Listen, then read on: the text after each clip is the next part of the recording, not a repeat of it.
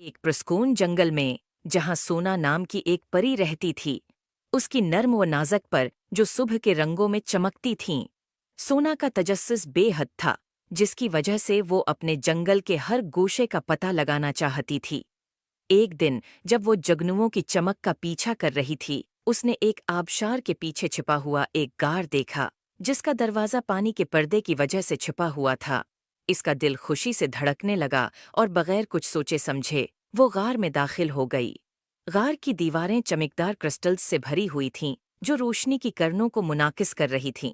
सोना एक चमकते हुए क्रिस्टल से दूसरे तक उड़ती रही और आगे बढ़ गई, यहाँ तक कि वो एक बड़ी गार में पहुंच गई, जहां बहुत से कीमती पत्थर और सोना था।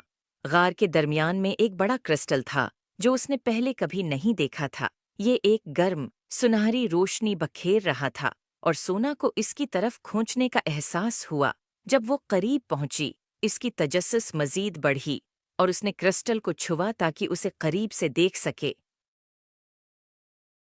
अचानक जमीन कांपने लगी और पत्थर गिरने लगे।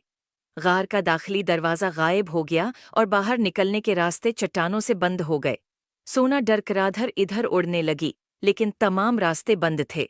वो फंस चुकी थी। वो बहुत डर चुकी थी, लेकिन उसने अपनी माँ की बातें याद की।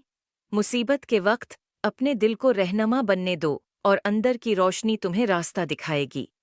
गहरी सांस लेते हुए सोना ने अपनी आंखें बंद कीं और क्रिस्टल की सुनहरी रोशनी पर तौजा मरकूज की। जब उसने तौजा दी तो उसके अंदर एक जादू महसूस होने लगा। क्रिस्टल की रोशनी ज्यादा तेज हो गई और एक चिड़िया बाहर आई जो सोना को बाहर का रास्ता दिखाने लगी। और आसे सूरज की रोशनी की एक किरण दिखाई दी। सोना का दिल उम्मीद से भर गया। नए अज़्म के साथ वो रोशनी की तरफ उड़ी और गार से बाहर निकल आई।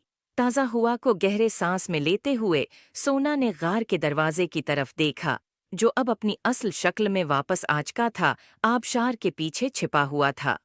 उसने महसूस किया कि वो क्रिस्टल उसके हाथ में है। सोना ने आसमान की तरफ उड़ान भरी। वो बहुत खुश थी। उम्मीद है आपको स्टोरी पसंद आए होगी।